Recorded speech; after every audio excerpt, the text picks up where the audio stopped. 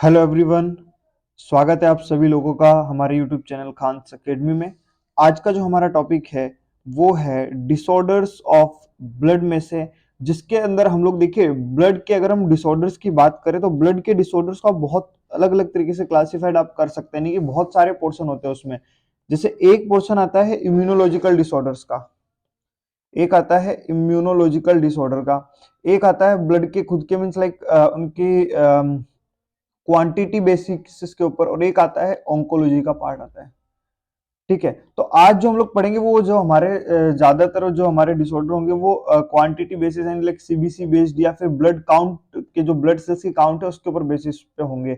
Immunological और oncological हम लोग इसको इम्यूनोलॉजी में पढ़ेंगे, और इसको जब ऑन्कोलॉजी पढ़ेंगे तब हम पढ़ेंगे अलग अलग टाइप के ब्लड कैंसर्स के बारे में। तो आज का जो है हमारा मेनली क्या है, क्वांटिटेटिव जो सीबीसी जो हमारे सेल्स की काउंट है उसके ऊपर बेस्ड है पूरी तरीके से। तो इसमें सबसे पहला जो हमें डिसऑर्डर, जो एक बहुत बड़ा एक डिसऑर्डर नहीं, एक बहुत ग्रुप ऑफ डिसऑर्डर्स है, हम बोल सकते हैं वो टॉपिक का नाम है क्या, उस डिजीज का नाम है क्या, एनीमिया।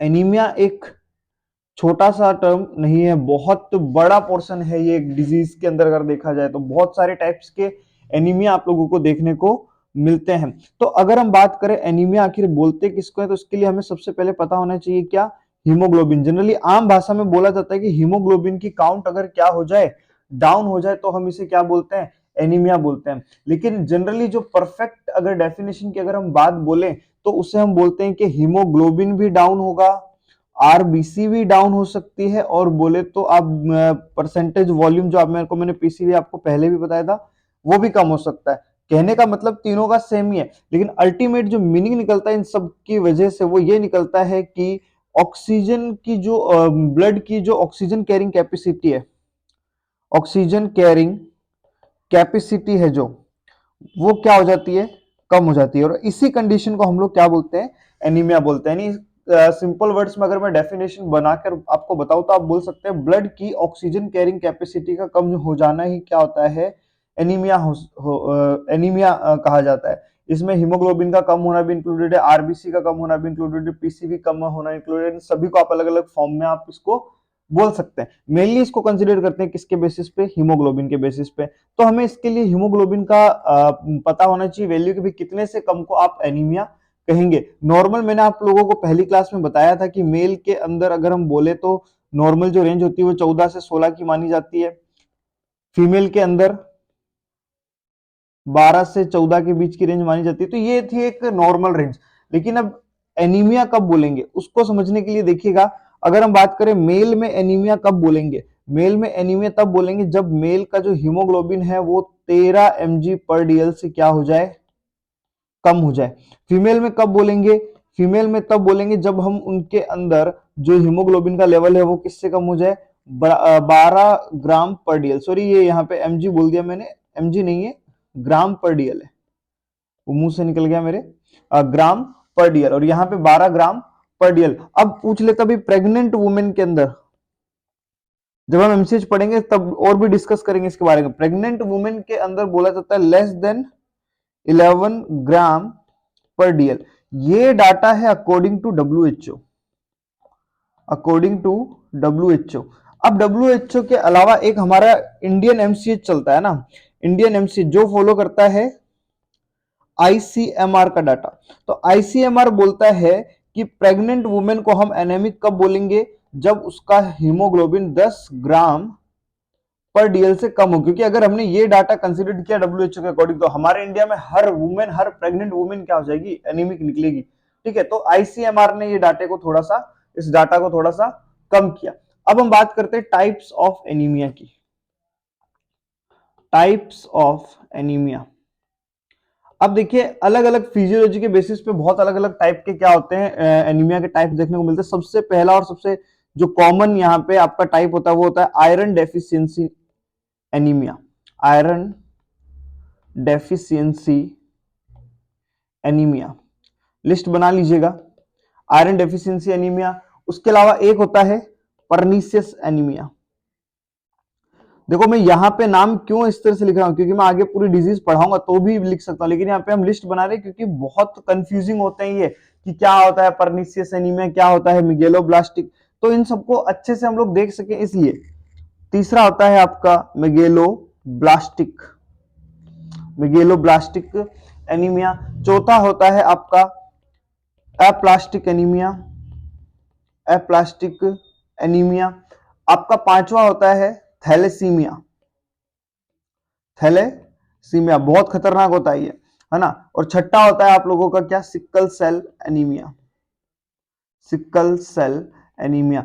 तो ये जनरली आप लोग पढ़ेंगे किसके अंदर, ये एनीमिया के टाइप्स पढ़ेंगे, 6 टाइप के, iron deficiency, pernicious anaemia, megaloblastic anaemia, aplastic anaemia, thalassaemia and sickle cell anaemia. तो एक एक करके हम लोग क्या है इनकी डिटेल में जाएंगे। तो सबसे पहला जो हमारा एनीमिया है, हेडिंग लगाइएगा, सबसे पहला जो एनीमिया आप लोगों को यहाँ पे देखने को मिलेगा, iron deficiency anaemia, iron deficiency anaemia. इसके बारे में देखिए शॉर्ट में जानेंगे हम लोग, डिटेल में अच्छे से रिवीजन करते हुए चलेंगे। आयरन डेफिशिएंसी एनीमिया जो होता है ये क्या है, सबसे पहले तो मोस्ट कॉमन एनीमिया है। सबसे इंपॉर्टेंट बात की क्या, ह्यूमंस में होने वाला मोस्ट कॉमन एनीमिया है। इसके अंदर जो क्वेश्चंस आते हैं जनरली आरबीसी के उस पे आते हैं कि भाई आरबीसी की क्या हाल होने वाली है। तो उससे पहले मैं आप लोगों को थोड़ा सा आरबीसी के बारे में, मीन्स आपके हीमोग्लोबिन के बारे में, जो इस तरह की जो आरबीसी स्ट्रक्चर के बारे में जो टर्म्स होती है उनसे मैं आपको इंट्रोड्यूस करवाता हूं।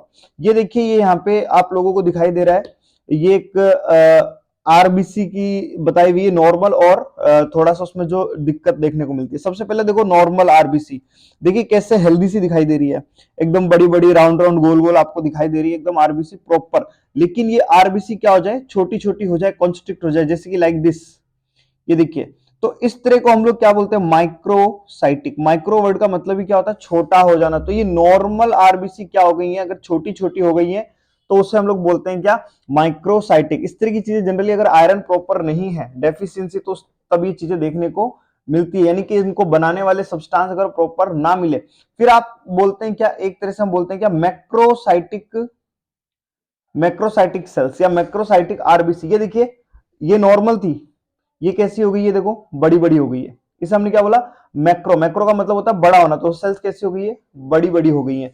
उसके अलावा ये देखिए रेड, इनका रेड कलर देखो कितना प्यारा है, यानी कि ये नॉर्मोक्रोमिक है। एक टर्म होती है नॉर्मोक्रोमिक, नॉर्मोक्रोमिक। नॉर्मोक्रोमिक बोले तो कलर एकदम रेड है, बढ़िया है, नॉर्मल कलर है जो उसका होता है। लेकिन देखो यहाँ पे ये रेड कलर कैसा हो गया है, ये रेड कलर यहाँ पे धुंधला धुंधला सा हो गया है, लाइट रेड हो गया है। तो इससे हम लोग बोलते हैं क्या, हाइपोक्रोमिक, यानी कि कलर उड़ गया है। तो इस तरह की क्या होती है, कुछ टाइप की टर्म्स आप लोगों को पता होनी चाहिए। तो जो आपका आयरन डेफिशिएंसी एनीमिया होता है, इसके अंदर आरबीसी के साथ क्या होता है, इसके अंदर आरबीसी कैसी हो जाती है, आरबीसी इसके अंदर हो जाती है माइक्रोसाइटिक, यानी कि ये, और हाइपोक्रोमिक। ठीक है, रंग भी हल्का हो जाता है और छोटी भी हो जाती है। इसमें क्या देखने को मिलता है, माइक्रोसाइटिक, हाइपोक्रोमिक, हाइपोक्रोमिक, ये दो चीज आप लोगों को यहां पे क्या है देखने को मिलती है। ठीक है, उसके बाद अगर हम बात करें कि ये जनरली आपके, ये इसका रीजन क्या हो सकता है, कॉज क्या हो सकते हैं, या आप बोल सकते हैं क्या वजह होती है। तो जनरली हम लोग बोलते हैं डाइट के अंदर, अगर डाइट के अंदर अगर Fe प्लस प्लस क्या है, लेस है, कम है, या फिर आप बोल सकते हैं कि देखो जब कभी भी इस तरह की चीज आएंगी ना डेफिशिएंसी की, तो डेफिशिएंसी के 3 रीजन हो सकते हैं। मान लो मेरे को नीड है, ये मान लो मेरे को 5 यूनिट की नीड है, अब इसके कम होने की क्या क्या वजह हो सकती है। एक तो वजह ये हो सकती है कि मैन्युफैक्चरिंग क्या है, मैन्युफैक्चरिंग क्या है, कम है। मैन्युफैक्चर कम क्यों है, क्योंकि सप्लाई कम है ना, यानी कि आयरन पहले से कम है, आयरन ही बंदा नहीं ले रहा, तो बेचारा आरबीसी कहां से बनेगी, हीमोग्लोबिन कहां से बनेगा। दूसरा ये है कि मान लो इसका जो डिस्ट्रक्शन है, डिस्ट्रक्शन बहुत ज्यादा हो रहा है, बहुत जल्दी जल्दी हो रहा है, सेल यानी बन रही और खत्म हो रही, जितना टाइम उसको रुकना चाहिए वो रुक नहीं पा रही है, जल्दी जल्दी खत्म हो रही है। तो ये क्या होती है, तीन चीजें होती हैं। अगर फॉर्मेशन और डिस्ट्रक्शन इक्वल है तो क्या रहेगा, बैलेंस रहेगा। लेकिन क्या हो गया, फॉर्मेशन ज्यादा हो गया लेकिन डिस्ट्रक्शन कम हुआ तो एक्सेस हो जाएगा। लेकिन क्या हो जाए कि आपका या तो मैन्युफैक्चर ही कम हो जाए, या फिर मैन्युफैक्चर बराबर है, डिस्ट्रक्शन ज्यादा हो जाए, तो भी क्या हो सकता है, यहाँ पे डेफिशिएंसी हो सकती है। तो ये सारी चीजें यहाँ पे आप लोगों को देखने को मिलती है। आप बोल सकते हैं कि क्या हो, Fe+ प्रॉपर डाइट में ले रहा हो लेकिन उसका क्या हो रहा हो, इनएडिक्वेट एब्जॉर्प्शन हो रहा हो, बॉडी क्या नहीं कर पा रही हो, एब्जॉर्प्शन ही प्रॉपर ना कर पा रही हो, या फिर क्या हो रहा हो,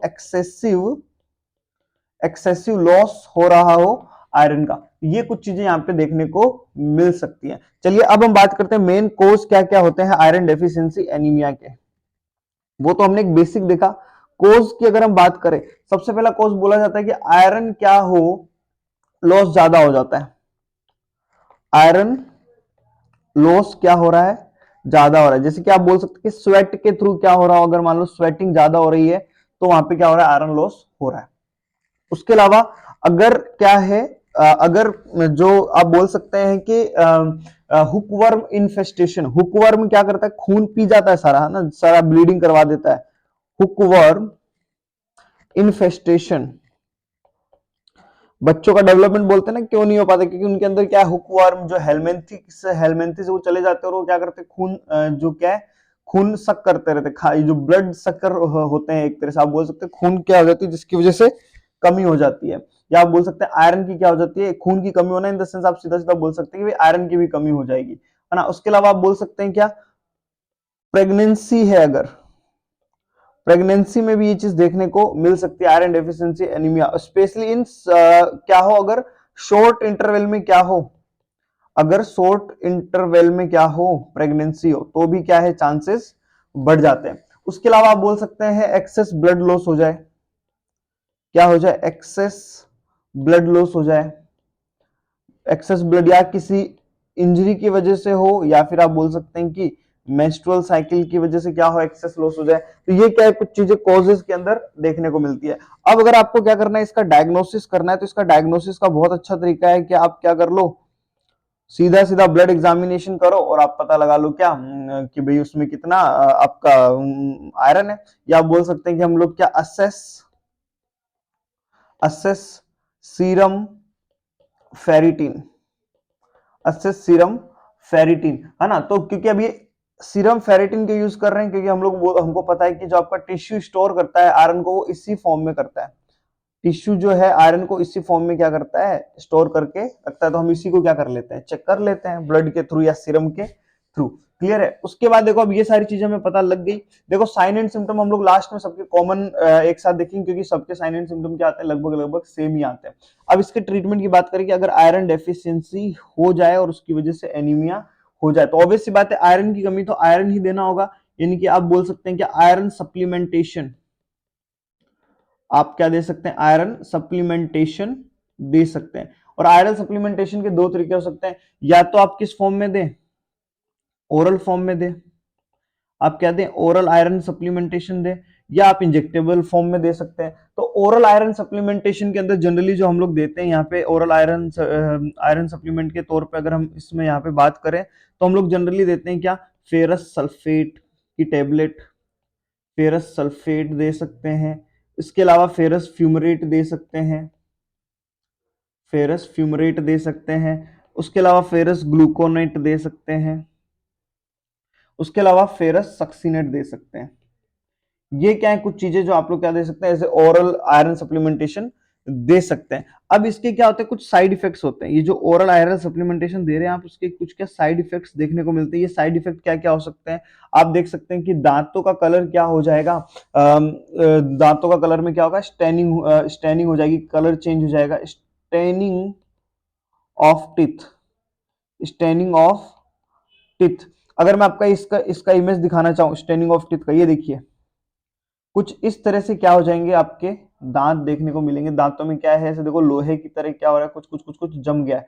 तो ये स्टेनिंग ऑफ टीथ यहाँ पे देखने को मिल सकता है आपको, किसके अंदर, जब आप ओरल सप्लीमेंटेशन दे रहे हैं। उसके अलावा इस जो ओरल आयरन होता है, इसका टेस्ट कैसा होता है, मेटेलिक होता है। ऐसा लगता है कुछ धातु खा रहे हैं, यानी कुछ लोहा वोहा खा रहे हैं, ऐसा मेटेलिक टेस्ट आता है। ठीक है। इसके अलावा हम बोल सकते हैं, और इसके लिए एक बोला जाता है कि भाई अगर मेटेलिक टेस्ट आ रहा है तो आपको बोलते हैं कि इसको give between meals, between meals, खाने के बीच में दे दो, जिससे क्या हो, मेटेलिक टेस्ट से थोड़ा सा क्या मिल जाए, राहत मिल जाए। उसके अलावा इस पेशेंट को क्या देखने को मिल सकता है, कॉन्स्टिपेशन देखने को मिल सकता है। क्या देखने को मिल सकता है? कॉन्स्टिपेशन देखने को मिल सकता है। उसके अलावा इसमें क्या, स्टूल भी कैसा हो सकता है उसका? ब्लैक हो सकता है।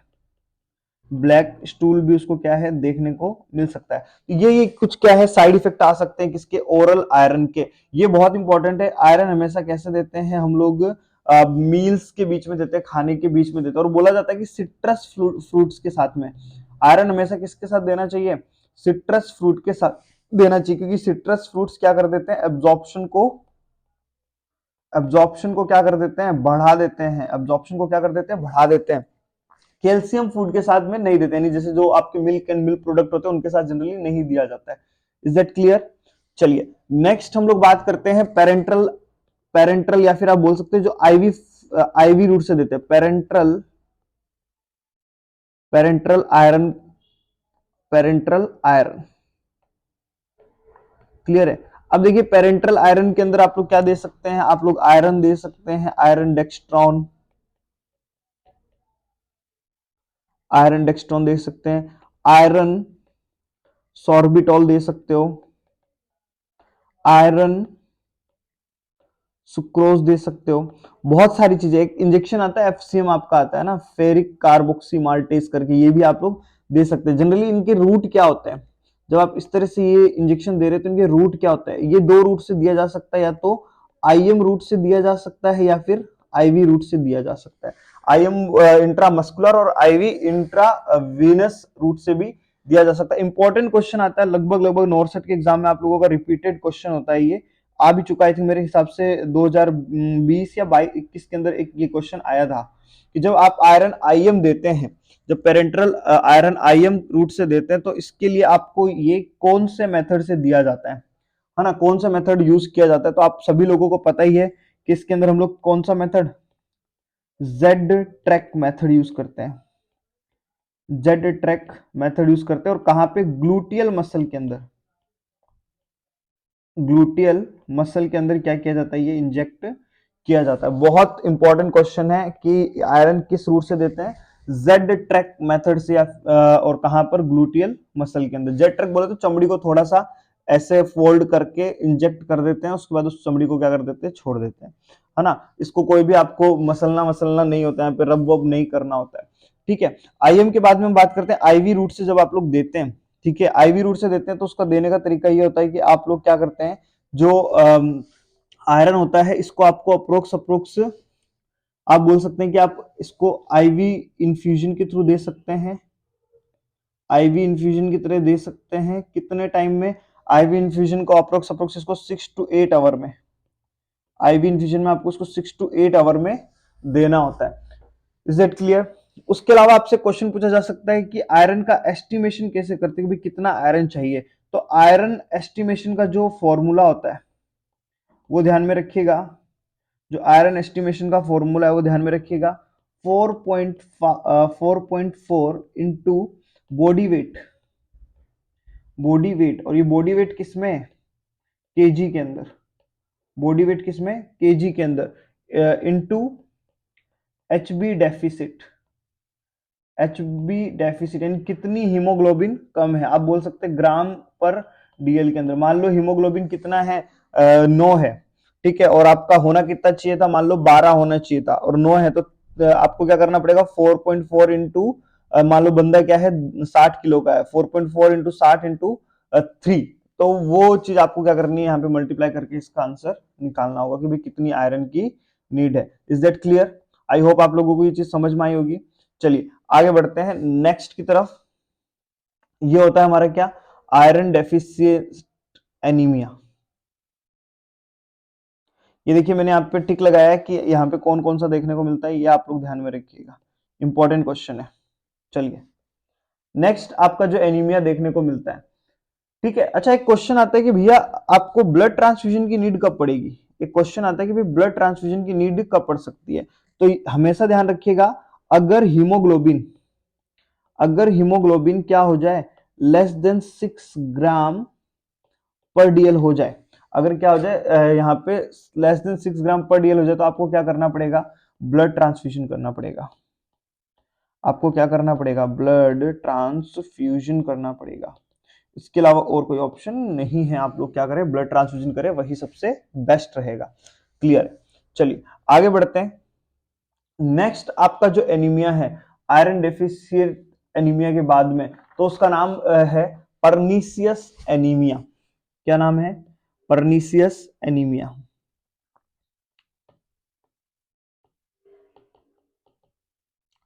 Pernicious anaemia. और इसी को आप लोग और किस नाम से जानते हैं? एडिसन्स एनीमिया के नाम से भी जानते हैं। एडिसन्स एनीमिया के नाम से भी जानते हैं। बहुत इंपॉर्टेंट है क्योंकि बार बार एग्जाम्स में पूछा जाता है, रिपीटेडली क्वेश्चन, रिपीटेड क्वेश्चन है एग्जाम का, तो ये आप लोगों को ध्यान में रखना है। ठीक है, जनरली अगर हम बात करें परनीसियस एनीमिया की, तो देखिए यहाँ पे दो चीजें होती है। जैसे मैं आपको बोलूं, एक आप लोगों का एक विटामिन होता है, विटामिन B12, विटामिन B12। ठीक है, तो अगर विटामिन B12 की क्या हो जाए, विटामिन B12 की क्या हो जाए, डेफिशिएंसी हो जाए, अगर विटामिन B12 की डेफिशिएंसी हो जाए, तो उस केस में जो आपको एनीमिया देखने को मिलता है, वो आपको कौन सा देखने को मिलता है? परनीसियस एनीमिया देखने को मिलता है। अभी डेफिशिएंसी का रीजन क्या हो सकता है? ये डेफिशिएंसी का रीजन हो सकता है क्या? Decrease B12 absorption. क्या आपके इंटेस्टाइन में क्या हो, B12 का एब्जॉर्प्शन ही क्या हो जाए, कम हो जाए, डिक्रीज B12 एब्जॉर्प्शन। तो अब ये B12 का एब्जॉर्प्शन कम होना क्यों हो सकता है? क्योंकि क्या हो सकता है कि क्या पता क्या हो, इसके अंदर जो इंट्रिंसिक फैक्टर होता है, जो इंट्रिंसिक फैक्टर होता है वो क्या हो, कम हो। तो अगर इंट्रिंसिक फैक्टर क्या होगा, कम होगा या फिर एब्सेंट होगा, तो उसकी वजह से क्या नहीं हो पाएगा, B12 का एब्जॉर्प्शन नहीं हो पाएगा, जिसकी वजह से विटामिन B12 की क्या होगी, डेफिशिएंसी होगी। और विटामिन B12 की अगर डेफिशिएंसी होगी तो यहां पे क्या देखने को मिलेगा? परनीसियस एनीमिया देखने को मिलेगा। क्लियर है? तो अब क्वेश्चन पूछा जाता है कि ये जो आपका परनीसियस एनीमिया होता है, इसके अंदर आपका जो यहाँ पे इसका जो सेल के ऊपर क्या फर्क पड़ता है? तो देखिएगा, ये मान लो ये हमने यहाँ पे सेल बोल रखी है, तो ये जो परनीसियस एनीमिया है, इसके अंदर जो सेल है उसको कैसे देखने को मिलती है? एक तो कैसी हो जाती है, सेल छोटी हो जाती है। सेल कैसी हो जाती है? माइक्रोसाइटिक हो जाती है, और उसके कलर पर कोई फर्क नहीं पड़ता है। हम बोलते हैं क्या? Microcytic and normochromic, normochromic anaemia, microcytic and normochromic anaemia. अब अगर मैं आपसे एक क्वेश्चन पूछूं, कमेंट बॉक्स में आंसर दीजिएगा, कमेंट बॉक्स में आंसर दीजिएगा इसका कि इंट्रिंसिक फैक्टर कौन सी सेल रिलीज करती है, इंट्रिंसिक फैक्टर कौन सी सेल रिलीज करती है, फटाफट कमेंट करके बता दीजिए। ठीक है, चलिए नेक्स्ट हम लोग बात करते हैं। ट्रिक है ये सब याद रखने के लिए, मैं आपको नेक्स्ट वीडियो जब पढ़ाऊंगा या लास्ट में आज इसके ट्रिक भी बता दूंगा एक छोटी सी, है ना, कि इंट्रिंसिक फैक्टर की आपको ये याद कैसे रखना है कि भाई HCl कहां से आता है, आपका इंट्रिंसिक फैक्टर कहां से आता है, ये सब चीज याद रखने के लिए क्या है, रेनिन कहां से आता है, ट्रिक है छोटी छोटी। तो ये आप लोगों को ध्यान में रखना है कि भाई इंट्रिंसिक फैक्टर की अगर कमी हो जाए, वो कमी हो सकती है किसकी वजह से? अगर गैस्ट्रिक म्यूकोजा का क्या हो, डिस्ट्रक्शन हो जाए, इंट्रिंसिक फैक्टर आएगा नहीं, इंट्रिंसिक फैक्टर आएगा नहीं तो B12 का एब्जॉर्प्शन होगा नहीं, और क्या हो जाएगा? परनीसियस एनीमिया हो जाएगा। क्लियर है? चलिए अब देखिए इसके अंदर डायग्नोसिस कैसे करते हैं। इसका अगर हम डायग्नोसिस की बात करें तो इसके लिए हम लोग क्या करते हैं, एक टेस्ट करते हैं जिसका नाम होता है क्या? स्किलिंग टेस्ट, जिसका नाम क्या होता है?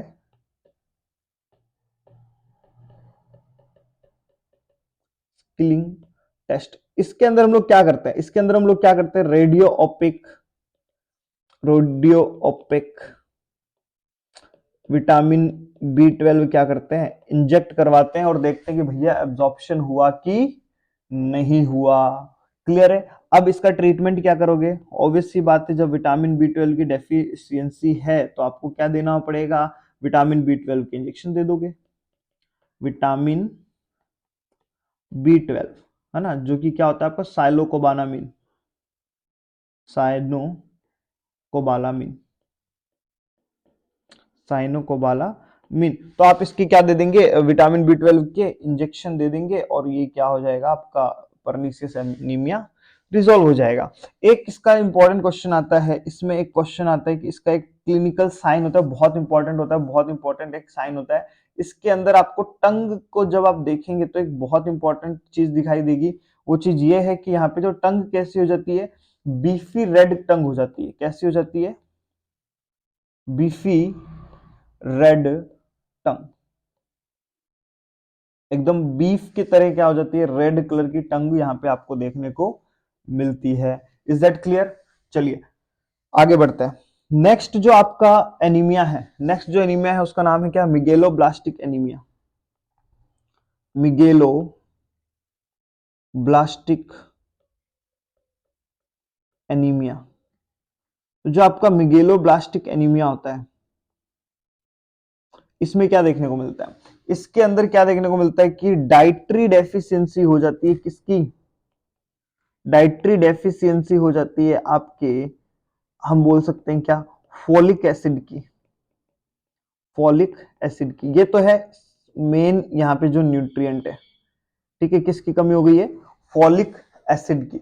साथ साथ में कुछ अमाउंट में B12 की भी क्या हो जाती है, डेफिशिएंसी यहां पर हो जाती है।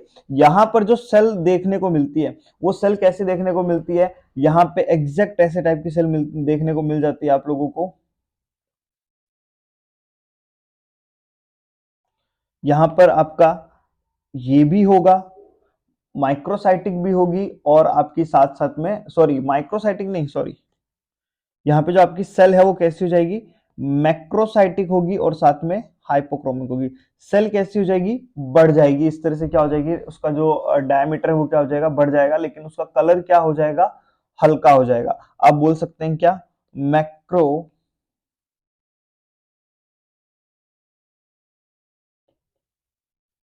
Macrocytic hypo hypochromic. Macrocytic hypochromic. एक सेकंड मेरे को यहां पे देखने दो।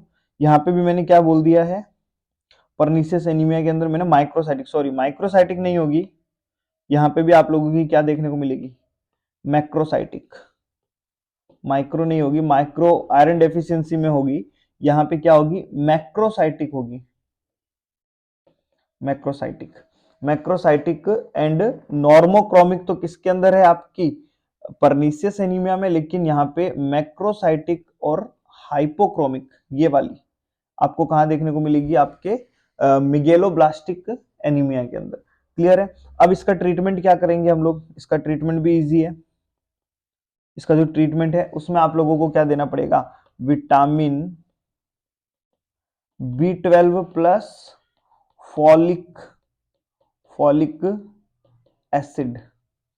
ठीक है, vitamin B12 and folic acid, ये आप इंजेक्शन फॉर्म में भी दे सकते हैं, और आप लोग यहाँ पे क्या डाइट भी देनी होगी आपको, डाइट प्लस सप्लीमेंटेशन दोनों आपको देना पड़ेगा। उसके अलावा आप एडमिनिस्टर कर सकते हैं क्या, आप एडमिनिस्टर कर सकते हैं ल्यूकोवोरिन कैल्शियम। ल्यूकोवोरिन कैल्शियम, ये क्या है, इसके लिए सप्लीमेंटेशन है, कौन सा आपका, ल्यूकोवोरिन कैल्शियम। ये एक तरह से हम बोल सकते हैं क्या, एंटागोनिस्ट होता है ये एक तरह से हम बोलते हैं कि ये एंटागोनिस्ट होता है मिथोट्रेक्सेट का। एंटागोनिस्ट होता है मिथोट्रेक्सेट का, एंटागोनिस्ट ऑफ मिथोट्रेक्सेट। क्लियर है? ये करता क्या, ल्यूकोवरिन जो कैल्शियम होता है, ये एक तरह से हम बोल सकते हैं क्या, आपका कैल्शियम सॉल्ट ही होता है आपका फॉलिक एसिड का, है ना। तो ध्यान में रखिएगा, ये भी बहुत इंपॉर्टेंट है, आपका मिगेलोब्लास्टिक एनीमिया भी इंपॉर्टेंट है। चलिए नेक्स्ट की अगर हम बात करें, नेक्स्ट जो आप लोगों का एनीमिया ध्यान में रखे रहोगे, परनीसियस एनीमिया किसकी कमी से, B12 की कमी से। मेगेलोब्लास्टिक एनीमिया किसकी वजह से, फॉलिक एसिड की वजह से। ठीक है, चलिए नेक्स्ट की तरफ चलते हैं। नेक्स्ट है आपका एप्लास्टिक एनीमिया। एप्लास्टिक एनीमिया, देखिए एप्लास्टिक एनीमिया में क्या है, नाम से पता चल रहा है कि भैया क्या है, मामला क्या है, उसके फॉर्मेशन, प्लास्टिसिटी, इसे हम लोग क्या बोलते हैं, इसके इसको हम लोग हाइपोप्लास्टिक एनीमिया भी बोलते हैं। हाइपोप्लास्टिक एनीमिया भी बोलते हैं। इसके अंदर होता क्या है, इसके अंदर एक्चुअल में बोन मेरो क्या हो जाती है, बोन मेरो क्या हो जाती है, सप्रेस हो जाती है। यहाँ पे बोन मेरो क्या हो जाती है, आपको देखने को मिलेगा कि सप्रेस हो जाती है, जिसकी वजह से क्या कॉज होता है, बोन मेरो सप्रेस होने की वजह से आपको यहाँ पे देखने को मिलता है क्या, पॉलीसाइटोपिनिया या सॉरी पेनसाइटोपिनिया, पेनसाइटोपिनिया। यानी कि पेनसाइटोपिनिया बोले तो सारी की सारी ब्लड सेल काउंट क्या हो जाती है, पेनसाइटोपिनिया बोले तो blood count, blood cell count जो होती है वो सारी की सारी क्या हो जाती है, डिक्रीज हो जाती है। काउंट जो होती है सारी की सारी क्या हो जाती है, डिक्रीज हो जाती है, जिससे हम लोग बोलते हैं क्या, पेनसाइटोपिनिया। इसके अंदर आप डायग्नोसिस कैसे कर सकते हैं, डायग्नोसिस ध्यान में रखिएगा। इसमें आप लोग डायग्नोसिस करने का तरीका ये होता है कि आप लोग क्या करें, बोन मेरो एस्पायरेशन करें, बोन मेरो एस्पायरेशन या फिर बोन मेरो बायोप्सी आप लोग अगर करेंगे तो यहां पर क्या देखने को मिलेगा, आपकी जो इसके अंदर होता क्या है कि जो रेड बोन मेरो होती है, रेड बोन मेरो जो होती है वो किसमें, फैटी बोन मेरो में कन्वर्ट हो जाती है, किसमें, फैटी बोन मेरो में कन्वर्ट हो जाती है। इसके अंदर जो सेल्स कैसी दिखाई देने लगती है हम लोगों को, हम लोग बोल सकते हैं कि सारी की सेल क्या होती है, नॉर्मोसाइटिक होती है, नॉर्मल होती हैं, और साथ में कलर भी इनका क्या होता है, नॉर्मल होता है, नॉर्मोक्रोमिक होता है। लेकिन एक्चुअल चीज तो क्या होती है, काउंट कम होती है, एक्चुअल चीज तो क्या होती है, काउंट कम होती है, और कोई फर्क यहाँ पे नहीं देखने को मिलता है। इसका ट्रीटमेंट कैसे कर सकते हैं हम लोग, तो इसका ट्रीटमेंट का एक सिंपल सा तरीका होता है, हमको क्या करना पड़ेगा, जब दिक्कत कहां थी, बोन मेरो में थी, तो फिर आपको क्या करना पड़ेगा, BMT, bone marrow transplantation, bone marrow transplantation आपको यहाँ पे करना पड़ेगा। Is that clear. चलिए नेक्स्ट की तरफ चलते हैं हम लोग। नेक्स्ट जो आप लोगों का एनीमिया है उसे हम लोग बोलते हैं क्या, थैलेसीमिया, उसे हम लोग क्या बोलते हैं, थैलेसीमिया।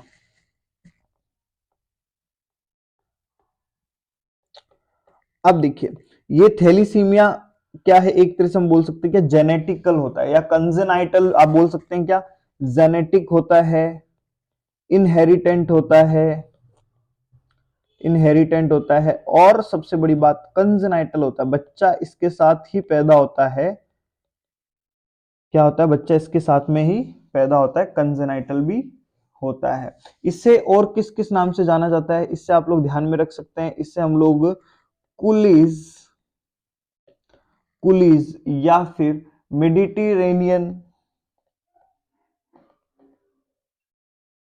मेडिटेरेनियन एनीमिया भी बोलते हैं, मेडिटेरेनियन एनीमिया भी बोलते हैं। इसके अंदर एक्चुअल में होता है क्या है, इसके अंदर जो सेल्स होती हैं वो क्या हो जाती हैं, छोटी छोटी हो जाती है, आरबीसी यानी कि माइक्रोसाइटिक हो जाती हैं, और साथ में कलर भी क्या होता है उनका, डाउन हो जाता है, और यानी कि हाइपोक्रोमिक हो जाती हैं। कैसी, माइक्रोसाइटिक हाइपोक्रोमिक टाइप का क्या है यहाँ पे एनीमिया देखने को मिलता है। और अभी हमने बोला कि भाई कंजेनाइटल होता है ना, कंजेनाइटल है तो भाई कौन से क्रोमोसोम की वजह से होता है, तो ये 16 नंबर के क्रोमोसोम की डिफेक्ट की वजह से होता है। कौन से, 16 नंबर के क्रोमोसोम के डिफेक्ट की वजह से होता है। यहाँ पे क्या होता है, 16 नंबर का क्रोमोसोम अपना जीन लॉस कर देता है, जीन लॉस हो जाता है, जिसकी वजह से क्या आता है, आपको थैलेसीमिया देखने को मिलता है। और जब ये 16 नंबर का क्रोमोसोम है, इसका मतलब ये ऑटोसोमल डिसऑर्डर है ना, सेक्स क्रोमोसोम नहीं, ऑटोसोम, ऑटोसोमल डिसऑर्डर है ये, एक तरह से क्या है, ऑटोसोमल रेसेसिव होता है, autosomal recessive. Is that clear. चलिए नेक्स्ट बात करते हैं अब थैलेसीमिया की क्या होते हैं, टाइप्स होते हैं। हम बात करने, जब हम डिस्कस करने जा रहे हैं टाइप्स के बारे में, टाइप्स ऑफ थैलेसीमिया। तो जब टाइप्स ऑफ थैलेसीमिया की अगर हम बात करें तो यहाँ पे मेनली जो आपका थैलेसीमिया होता है वो होता है दो टाइप का, thalassemia major and thalassemia minor, है ना। पहले हम लोग लिख रहे हैं क्या, थैलेसीमिया, थैलेसीमिया माइनर, और इधर लिख लेंगे हम लोग thalassemia, thalassemia major, thalassemia minor and thalassemia major. तो थैलेसीमिया मेजर में क्या होता है, इसके अंदर एक जीन क्या होता है, एब्सेंट होता है, ओनली कितना, only one gene absent. Generally ये जो आपका थैलीसीमिया माइनर होता है, ये क्या होता है, जनरली एसिम्प्टोमेटिक होता है। ये कैसा होता है, एसिम्प्टोमेटिक ही होता है। लेकिन जो आपका थैलीसीमिया मेजर होता है, इसमें देखने को क्या मिलता है, इसमें मोर देन वन, या आप बोल सकते हैं कि बोथ जीन क्या हो जाते हैं, अब्सेंट हो जाते हैं। और जब ये बोथ जीन एब्सेंट होते हैं तो यहाँ पे जो एबनॉर्मेलिटी देखने को मिलती है वो दो टाइप से देखने को मिलती है। वो दो एबनॉर्मेलिटी क्या होती है, या तो क्या होता है कि अल्फा चेन से क्या होता है आपका यहाँ पे क्या हो जाता है, जो अमीनो एसिड है वो क्या हो जाते हैं, एब्सेंट हो जाते हैं। या हम बोल सकते हैं बीटा चेन से भी हो सकते हैं। तो अल्फा से होते तो हम उसे बोलते हैं क्या, अल्फा थैलीसीमिया। इसमें क्या होता है, जो आपकी मैंने आपको हीमोग्लोबिन की स्ट्रक्चर में बताया था, दो अल्फा चेन है, दो बीटा चेन है, इस तरह से। तो इसमें से क्या होती है, जो अल्फा चेन में से क्या हो जाती है, डिफेक्ट आ जाता है, तो उसे हम बोलते हैं कि अल्फा थैलीसीमिया। और जो बीटा चेन से क्या होती है, डिफेक्ट आता है, तो हम उसे बोलते हैं क्या, बीटा थैलीसीमिया। हम उसे बोलते हैं क्या, बीटा थैलेसीमिया। तो ये दो टाइप के आपको यहाँ पे जो पूरा का पूरा क्लासिफिकेशन देखने को मिलता है किसका, थैलेसीमिया का, thalassemia minor, thalassemia major. And thalassemia major के अंदर आपके दो टाइप के हैं, कि अगर अल्फा चेन से दिक्कत हो तो अल्फा थैलेसीमिया, और बीटा चेन में डिफेक्ट हो तो बीटा थैलेसीमिया। अब इसका ट्रीटमेंट क्या होता है, ये इंपॉर्टेंट है भैया, ट्रीटमेंट जान लेते हैं। तो इसका ट्रीटमेंट कुछ भी नहीं कर सकते आप इस चीज के अलावा। हम बोलते हैं कि इसका चॉइस ऑफ ट्रीटमेंट जो होता है, जिसका चॉइस ऑफ ट्रीटमेंट होता है वो होता है बीटी, बेड ट्रिप नहीं है। ये क्या है आपका, ब्लड ट्रांसफ्यूजन। ब्लड ट्रांसफ्यूजन, यहां आपको क्या करना होता है, बीटी करना होता है, ब्लड ट्रांसफ्यूजन करना होता है। Is that clear. तो ये होता है हमारा क्या, थैलीसीमिया। अब इसी तरह